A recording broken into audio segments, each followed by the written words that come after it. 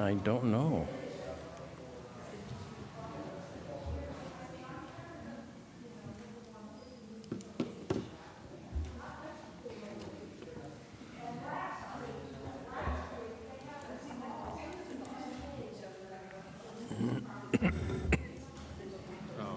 I didn't expect it.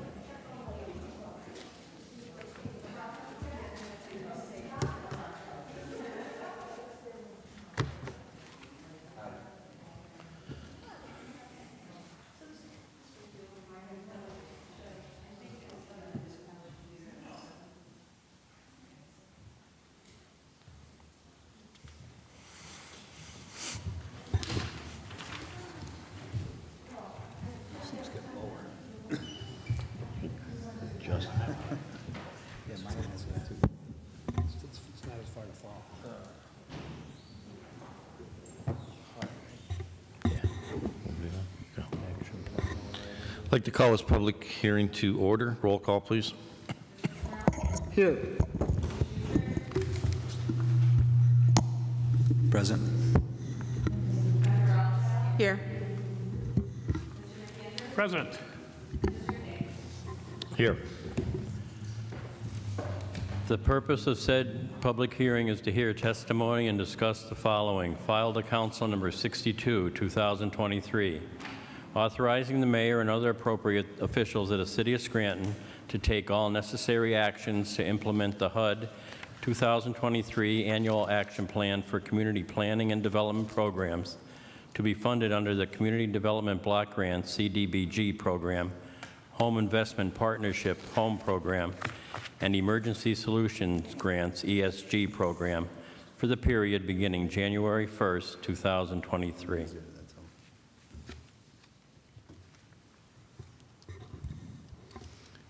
Okay, so we have some guests here this evening.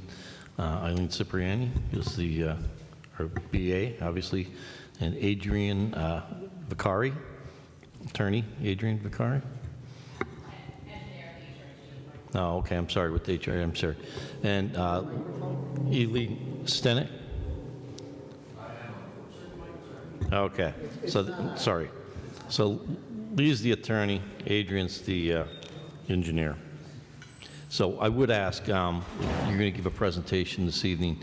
Please, if you could pass the mic, make sure it's on and pass it to each person that's going to be speaking so that the audience can hear as well as council.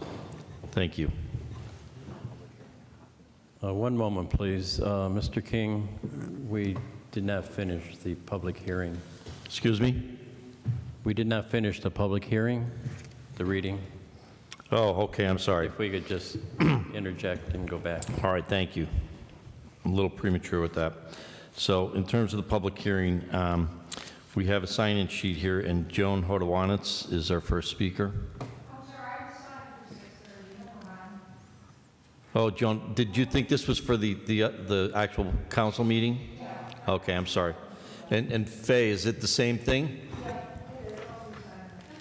Okay. We can just move that over to later if you want to hold on to it. No. Okay. Okay, so is there anyone from the public that would like to be heard on this public hearing? If there's no further business, I'll entertain a motion to adjourn. Motion to adjourn. Public hearing is adjourned. Now, we have HRG here, who recently did a stormwater study. Are we focusing mainly on East Mountain tonight? Or? So there's two things, Councilman. The first part that Adrienne and Lee are... Oh, microphone. So the first part that Adrienne and Lee are here to talk about is the Stormwater Authority formation. They, along with myself and Jess Esquire, have been visiting other municipalities to talk to them about this initiative. So that's the first part. And the second part, they are here and can answer some questions about East Mountain if you have them for an update.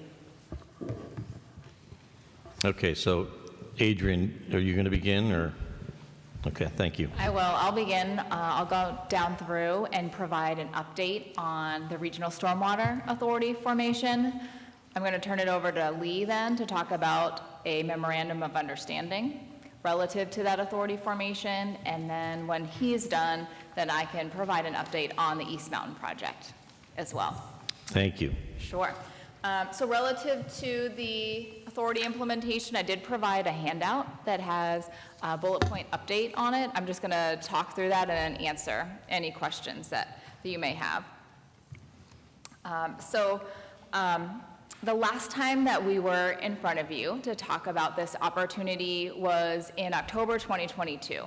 That's when we presented the findings of the feasibility study in which we were looking at regional authority formation for Scranton and 7 other surrounding municipalities in Lackawanna County. And if you recall that presentation, we determined that a regional stormwater authority was both feasible and beneficial for the municipalities that were considered in the analysis. So following that presentation, HRG and Salzman Hughes were then hired in February 2023 to support the city with providing engineering, legal, financial, and related services to support implementation of that regional authority. So since then, we've begun working through that scope of services. The first one was to develop a memorandum of understanding for participating municipalities. Basically, we wanted to outline the general interest and commitment of the municipalities to come together for regional stormwater management solutions, and Lee is going to get into that in a little more detail in a couple of minutes.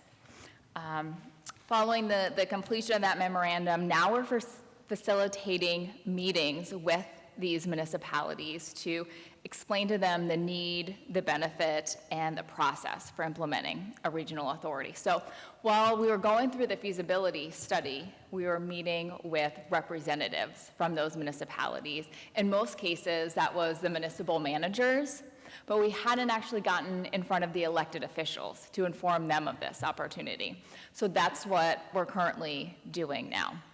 Before getting in front of the elected officials, we thought it would be appropriate to educate their retained solicitors and also the retained engineers on the opportunity, realizing that the municipalities likely see them as trusted advisors and might come to them with questions or concerns. We wanted to make sure that we educated them first, realizing that they could be kind of our first line of defense and kind of bring them on board as collaborators and champions for this. So we had the opportunity to do separate sessions with the solicitors and the engineers in May of 2023, so last month. And then this month we're proceeding with meeting with the elected officials. To date, we've had the opportunity to meet with Dunmore, Taylor, and Dixon City Borough. Later this month, we'll be meeting with Clark Summit Borough, and then tending to meet with Music and Old Forge Borough, along with South Abington Township in the month of July. I have a presentation, or I have copies of that presentation that we're making to the municipalities. If you're interested in taking a look at it, it is very similar to the presentation that you saw back in October. So the goal that we have, I guess, following the presentation, as part of getting in front of them, we're providing them copies of this memorandum of understanding that we're going to walk through with you tonight. We're hoping to get copies of that memorandum back by August of this year. And as you're going to hear from Lee, he's also going to request for you to take a look at it and consider taking action at an upcoming meeting as well. In addition to those items, we're also continuing discussions with the DEP on permit compliance status of the municipality. So we're under contract through the city to develop a strategy to support all the municipalities in becoming permit compliant over the next 18 months. We know at least 3 of the 8 municipalities are not considered compliant with their current MS4 permit. So we're starting discussions and dialogue with DEP in terms of what may need to be done for that. Currently, we're not under contract to support the city of Scranton with your current MS4 permit compliance, the activities that you've taken to date. But as part of the authority collaborative, then the intent is to work with any municipalities not in compliance with their permit and get everyone up to kind of the same level ground as we move forward with this initiative. So Adrienne, just a question. Sure. So HRG is under contract to develop a strategy to support all municipalities in becoming permit compliant over the next 18 months. That's correct. So you have that contract with the city of Scranton? We do. Okay. Yep. So we're paying for basically this study to work with all the other municipalities to try to bring them on board? Yeah, so any municipalities that wind up signing that memorandum of understanding, that's them making a commitment that they're interested in moving forward with the city on regional stormwater management. The city has, entered into a contract to go through the process of implementing the authority. You're going to have that opportunity, and Lee can talk about this more, that any cost associated with implementation that you want to recover, we could then build that into the initial operating budget of the authority, and it's typically within the first year of authority formation that the municipality that might have put the money forth to implement the authority could get repaid back for any costs they were interested in doing that. Yeah, and believe me, I understand we're the largest city, obviously, probably the only city of all of them. They're boroughs and townships, but I was just wondering if there wasn't an opportunity for us to try to recoup some of those funds. And obviously, we're trying to herd cats, if you will, try to get everybody together for one cause. But it is a little tough pill to swallow that when we're eating all the cost of that. So we're hoping, I would hope, I don't know, my colleagues here, but we may be able to recoup some of that funding ultimately once we're able to form the Stormwater Authority. Do you want to say anything You more? know what, so I didn't go through the MOU yet, obviously, because you just handed it to me. So the MOU was just binding them to be our partners, right? And this, to be in compliance. So is there language in there, is some of the costs being our partners? So I'll discuss this a little more fully. So the MOU we have found in doing this type of process, across the Commonwealth, getting folks to execute the MOU secures real buy-in, and up until we get that, it's difficult to get the other municipalities to really engage with us in the main phase of this whole thing. We have to enter into an intergovernmental cooperation agreement amongst all the participating entities. That agreement needs to be included with our permit documents and other documents that go to the Department of Environmental Protection for approval. So this kind of can answer both Mr. King and Mr. McAndrew's question. We don't know where the department is at currently, but in past instances of doing similar programs here in this region, they've actually required a mechanism within that intergovernmental cooperation agreement for cost sharing of the, as they called it, skin in the game. So they might actually require some of that. We don't know where they're at today, but the way the budget is structured and the agreements amongst you and the authority and the other contributing municipalities does typically includes a specific provision for repayment of the seed costs back to the city through the first year of rates. And that's usually accomplished and able to be accomplished, and this is more Adrienne's world, but generally speaking, that first year of a program, you don't have the capital projects ready to go. So you have additional funds that you're receiving in fees that you really don't have allocated to projects yet. So there is that additional funding through the fee mechanism to allow that seed money to be replenished. I have a question regarding the municipalities that you have listed here. So I understand these are the ones that you have planned meetings with so far, but I recall there being, I think, additional municipalities included in the list of potential partners. So are there others that you just haven't been in touch with regarding the meetings, or does it mean that they're that they're out and they're not interested? If you could explain where we are with the amount of municipalities. Thank you. So when we were initially hired by the city to complete the feasibility study for regional stormwater management, we're looking at all regulated municipalities within the county. And there's 21, 22 municipalities in the county that currently have MS4 permits. As part of that process, looking at bringing that many municipalities together, it was the hope and intent that the county would be interested in forming a county authority. Just because getting so many together to form an authority is a much larger feat. Typically, with stormwater authority formation, there's an existing entity either at the county level or some existing type of regional authority that then expands to take on stormwater management. So with looking at the 22 municipalities, it was the hope and goal that the county would be interested in forming a stormwater authority. Through discussions with the county, and we had been in communication with the county commissioners throughout that initial feasibility study. Once we got to the end, then they said that for them, the timing, while there was an interest, the current timing, it really didn't work out for them. So they may be interested in the future in doing a countywide stormwater authority, but it wasn't something that they were looking to necessarily move forward in the next couple of years.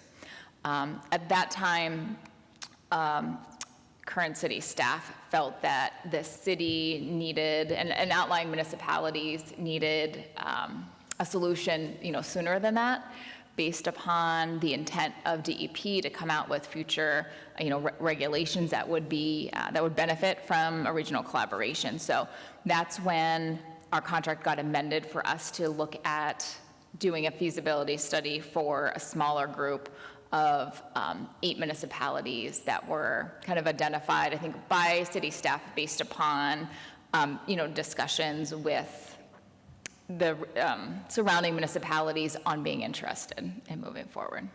So, I mean, every time you're here, you tell us time is our enemy when it comes to compliance, and I agree, believe me.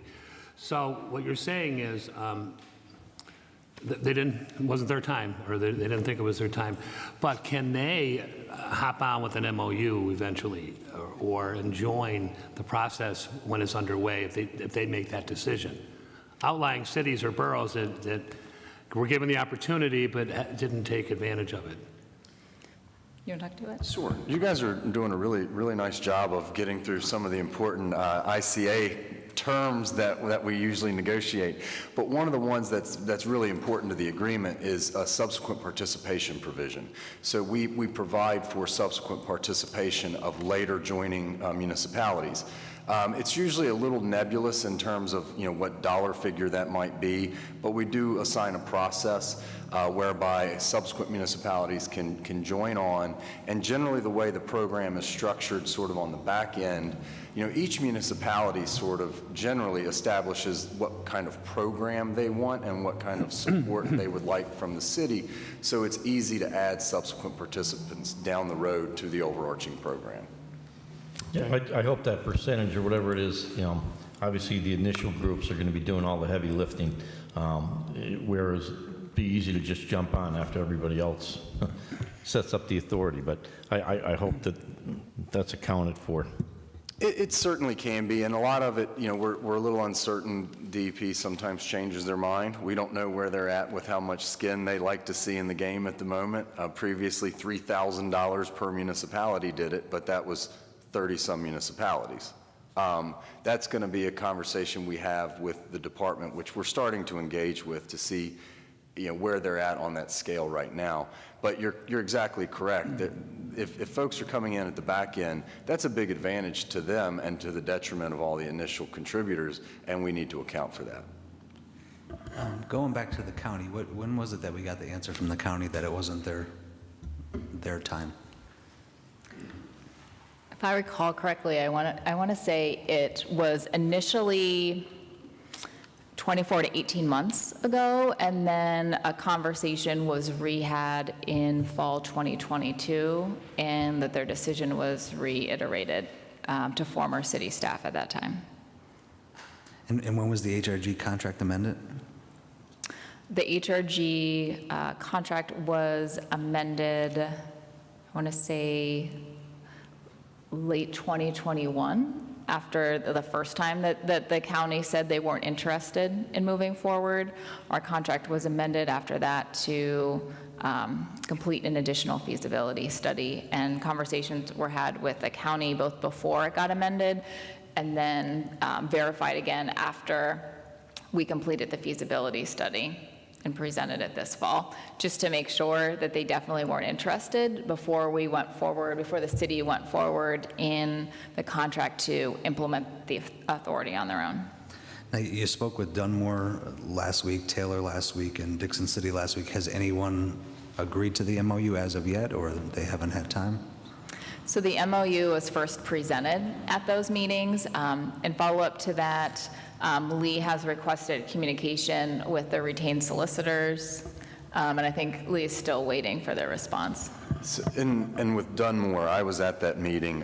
They had a packed house and apparently a controversial issue, so they were hoping to let us present, which they did, and reserving additional comments and questions for a later time so they could get through their meeting. But I do intend, probably end of this week, to start reaching out again to the solicitors to try and schedule calls so we can, iron out any questions they might have about the end product, because you'll see when you look at this MOU, it's not a lot, but where we end up, that's a substantial effort, and I think it's important for the solicitors to understand what's generally within the final agreement amongst the group, so they can advise their clients that, yeah, this does seem like a good thing that has adequate safeguards for everyone involved, and we really do feel that it does. We've had great success with similar programs in this area. So I think it's just getting the solicitors on board to understand that adequate safeguards, especially financial and transparency-based, that's always the common theme I receive. We've built those into the typical type of agreement that we end up with, and I think getting a sort of a model agreement to them after explaining the general process, I hope to allay some of those concerns so they can kind of, give the nod and the wink to their clients that this is a good thing with adequate safeguards. So do we have any kind of timeline on what that's going to look like, or it could be some time? For the agreement? The end agreement could take some time. I think that any agreement, there's another party that we have to work through, but then there's the department here as well, because they're going to want to review it. They've already asked to review the MOU, to be honest with you, which is a new level of involvement, we'll say. But I think that 12 to 18 With that, you're saying months. DEP has already looked at the MOU? They've asked to, yeah. I'm working to set up a time to walk through. I don't think they understand what that really is, to be honest with you. I think they are more thinking the end agreement. Okay. And then Ms. Cipriani, with our seed money, was that all ARP money? Yes, it was all from the ARPA funds, Okay. And what was the initial? $450,000. Okay. Thank you. Further responding to Dr. Rothschild's earlier question relative to, the municipalities coming on board and how many are part of the initial collaboration. If the city's interested, we can definitely invite additional municipalities to participate at this stage. What we were trying to balance was, with this being a new startup authority, how many voices were in the room as we worked to determine what type of services the authority would provide, work through things like the rate structure, stormwater credits, some of these items. It was what number of municipalities would be a manageable number to have their voices heard and to try to develop a program that they were going to feel would meet their needs. And so 8 was initially thought of, thinking that the authority board might have 9 representatives, 2 from the city, 1 from each of the other, surrounding municipalities, which was thought to be a reasonable sized board. But as Lee kind of mentioned, the intent would be, if you're so interested and the other municipalities are interested, to provide opportunities for additional municipalities to come on at a later date. As Lee kind of mentioned, typically they'll provide, catch-up funds if we need to amend any permits, redo MS4 planning documents. Those additional costs of adding them in is typically borne by those municipalities. And then another item that would have to be kind of determined is, would only the formulating municipalities have seats on the board, or would seats be provided at a later date? So that could be another benefit that's provided to the municipalities that come on board now. So when it comes to MS4 compliance, as long as this group comes together, you're helping us with our MS4 compliance, but if it does not come together, that's not part of your role? It's not part of our current contract, but we'd be more than happy to assist the city in that regard. We did help you develop a pollution reduction plan as current of your current permit. So it was a plan that looked at what type of best management practices would be implemented throughout the city to comply with the current permit term, but we're not currently helping you implement that plan. We were just hired up front to help with what was needed for the permit submission a couple of years ago. I guess the last item on here is just upcoming milestones and next steps. So as it's shown here, we're currently presenting to the municipality the business plan results and the memorandum of understanding. Our goal would be to receive executed MOUs from the municipalities in July and August. The next step after that will then be to issue an RFQ for impervious area development. We want to have those MOUs from the municipalities before the city would expend the additional funds through that ARPA grant in order to do the aerial imagery and start developing impervious area estimates, since that's probably the largest cost that would be incurred with the authority implementation. We'd also then continue discussions with DEP on permit compliance once we know which municipalities have signed the MOUs to come on board.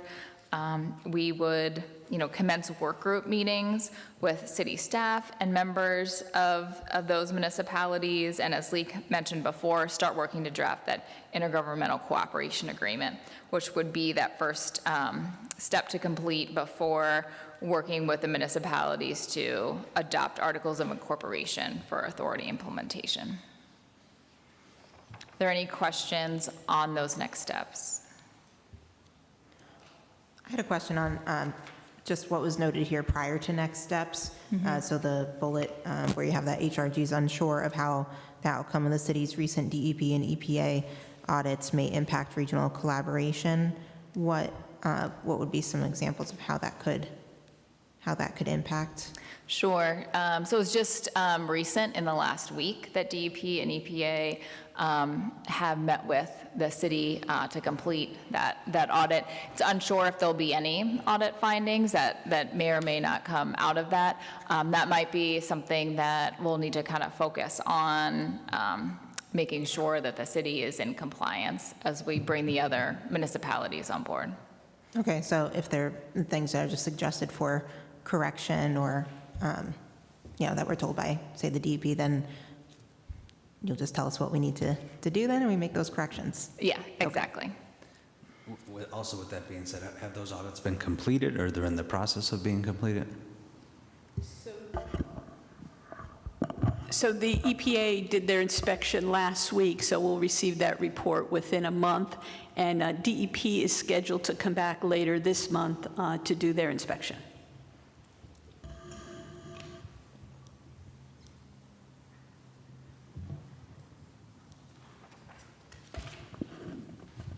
Does anybody have any more questions, or do we want to move on to the East Mountain Stormwater Study? Do you have anything else with the MOU? Oh, and the MOU, actually. Yeah, when I can just briefly go through this. As I said, it's intended really to get the municipalities to take action at a public meeting to agree to embark on this effort. So, it's a memorandum of understanding with the goal being the eventual completion of the intergovernmental cooperation agreement, which is really the document that we need. But what we found is this is a helpful document because at this point, once this is approved by the municipalities, then they, allow their solicitors and the engineers to really engage with us to start working toward that intergovernmental cooperation agreement and sets the wheels in motion to really get that moving. So the goal is to get a document wherein the parties agree to start working toward the regional program, the agreement that we're required to have executed by everyone, but it also opens up the lines of communication to start discussing what that program is going to look like. What services do the municipalities want the authority to provide?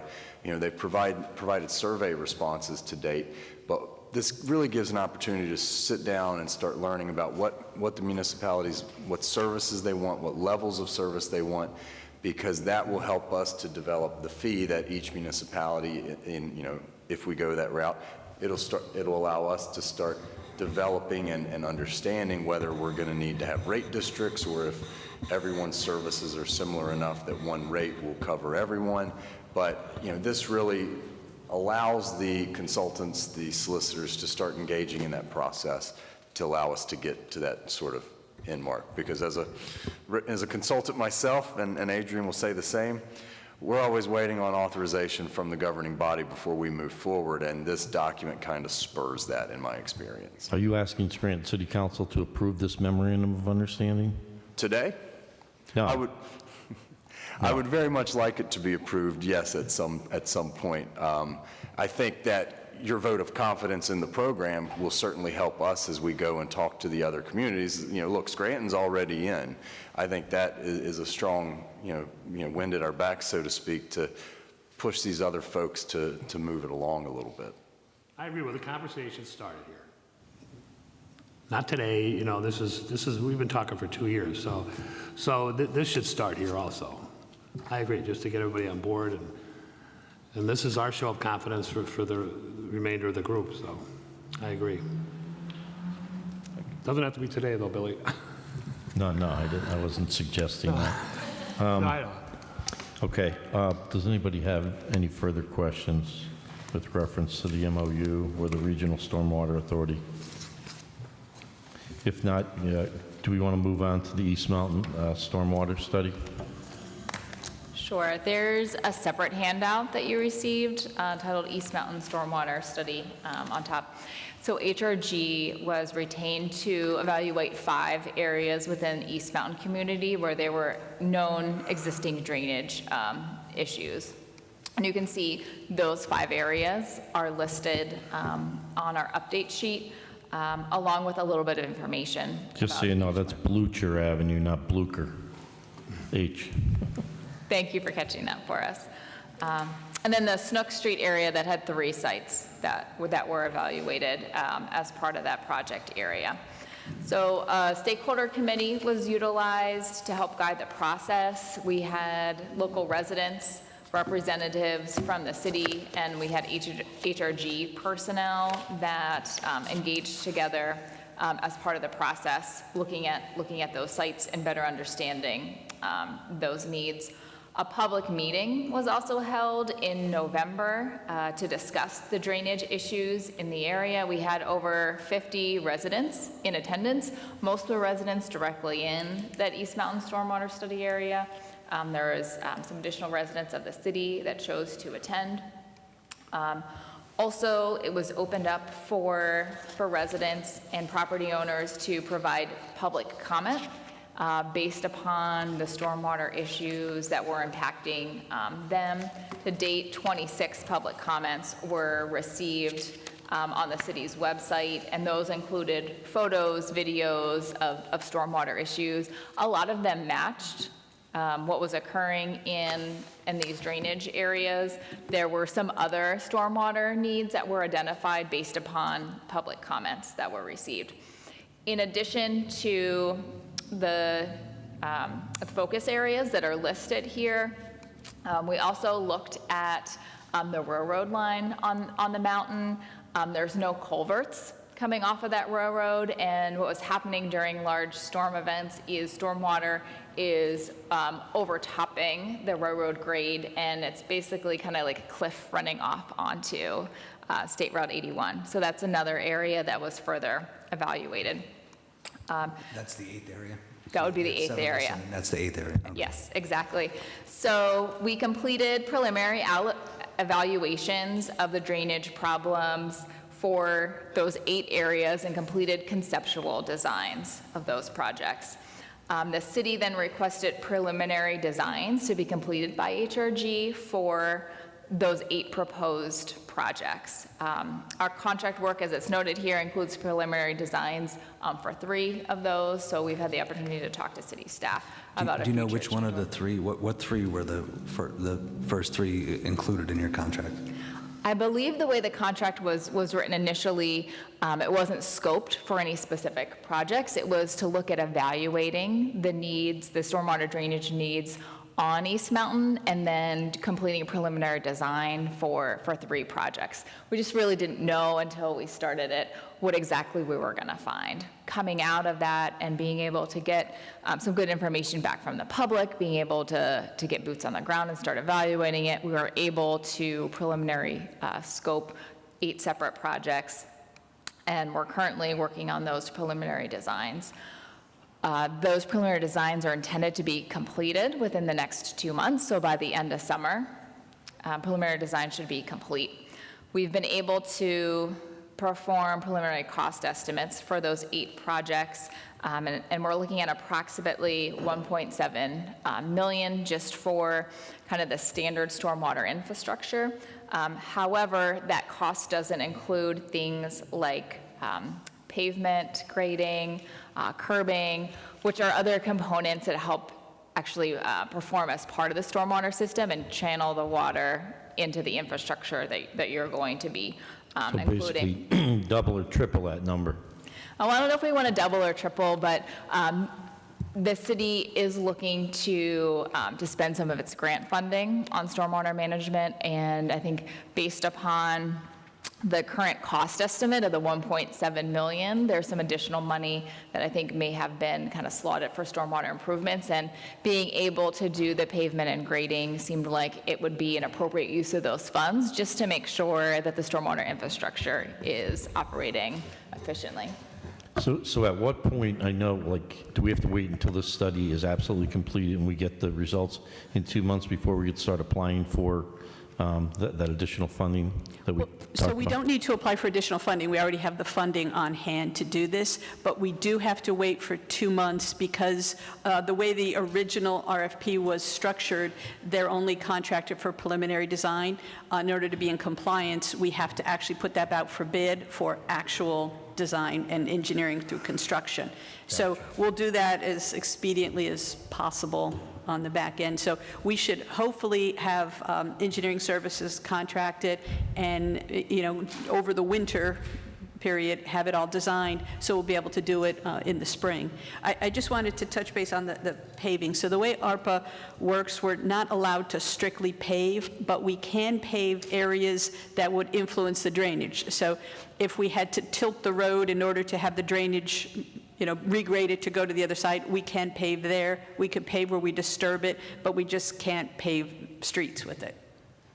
Gotcha, okay. Now, that fund, can you give us the funding source? You said the funding is already there. ARPA. It's all ARPA.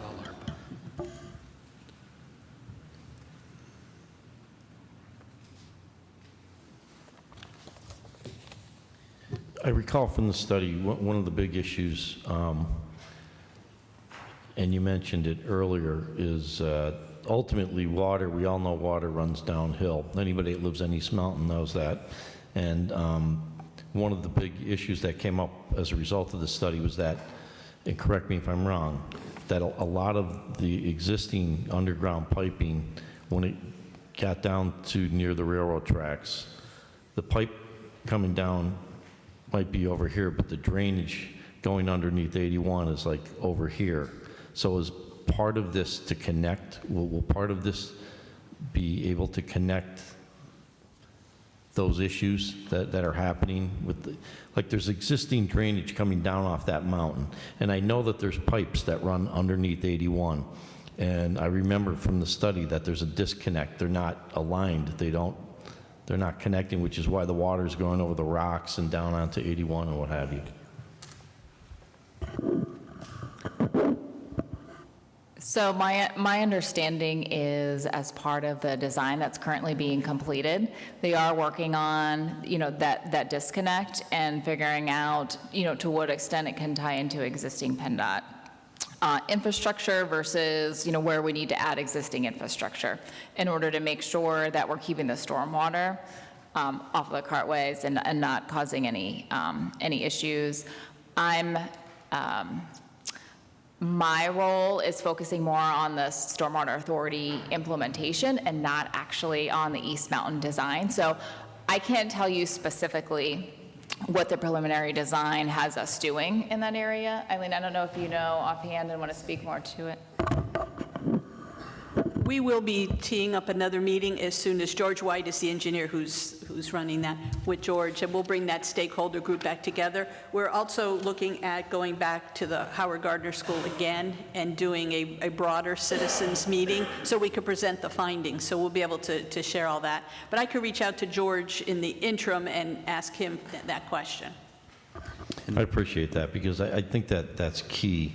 I know that there's only a certain number of existing pipes that run underneath Interstate 81. One of them being probably just off, if you went directly down Birch Street, there's one that shoots under there. I know that because I walked through it when I was a kid to get down to Harmon Field. I shouldn't have done that, but I did it. You're stupid when you're young. But I know that there's a few others that go underneath 81. But I guess the question would be, if additional drainage needed to go under Interstate 81, would that be the responsibility of the municipality, or would the state be involved in, like PennDOT, be involved in any of that?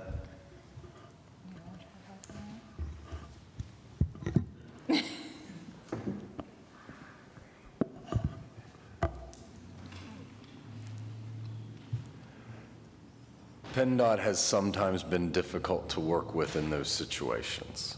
However, one thing PennDOT has been doing as part of stormwater programs, they don't want to pay the fee, but sometimes they will partner with municipalities on fixes of that type.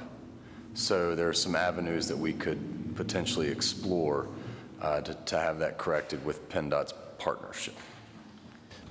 I would think that they'd want to participate because truly, multiple times it's caused danger, on Interstate 81 North, especially with the water coming off those rocks, and at times it's forced single lanes, and then there's ice buildup associated with that as well. So, okay. Well, let me ask you this. So PennDOT, I mean, the highways are huge throughout the state, and they deal with water constantly. So do they have their own compliance plan, or do they have to? Are they subjected to that? And I can't understand why, if we wouldn't tie into it, or they take some responsibility. That should be already laid out, I would imagine.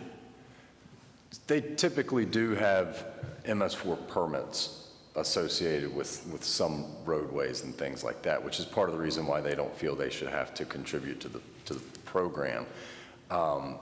But they'll tell you it's a budgetary issue. Yeah.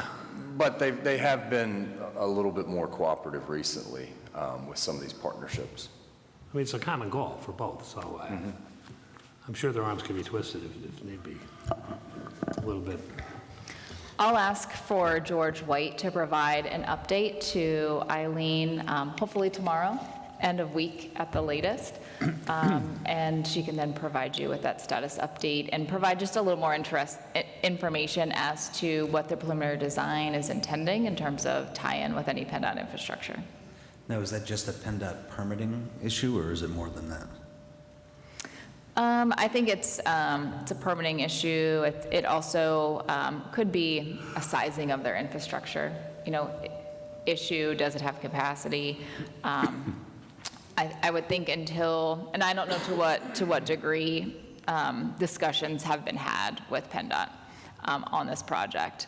So I apologize for not having all the information here tonight, but we'll make sure that you get it this week. Does anyone have any further questions on the East Mountain Stormwater Study? Okay, if not, thank you very much, Eileen, Adrienne, and Lee. Appreciate you coming in. Very informative, and we'll look forward for that update from George. Thank you. We're going to take a 5-minute break. Our meeting.